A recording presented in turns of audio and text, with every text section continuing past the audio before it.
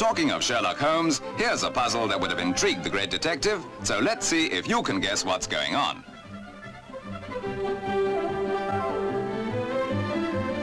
Ah, well, it's probably no use guessing, because no matter how much you know about the culinary art, chances are you've never seen a process like this before.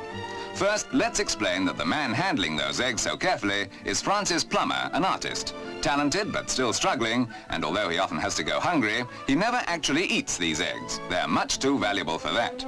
He uses them, yes, you've guessed it now, to paint with.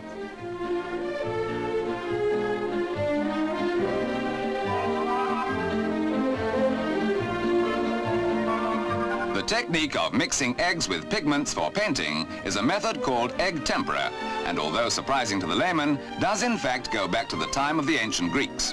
Acetic acid is added to the mixture of coloring and egg yolk to preserve the egg, you'll be glad to know.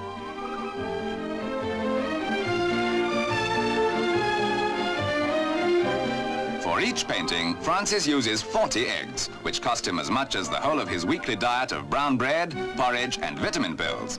But it's a sacrifice he makes quite willingly for the sake of his career, which today, as a former student of the Royal Academy and winner of a Leverhulme Award, is distinctly promising.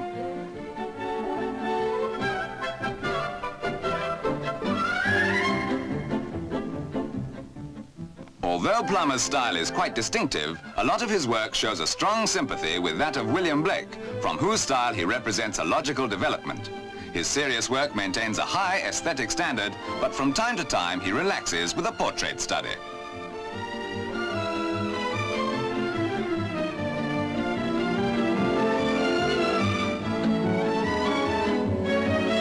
Having once earned his living as an anatomical illustrator for medical journals, paintings like this are not so surprising.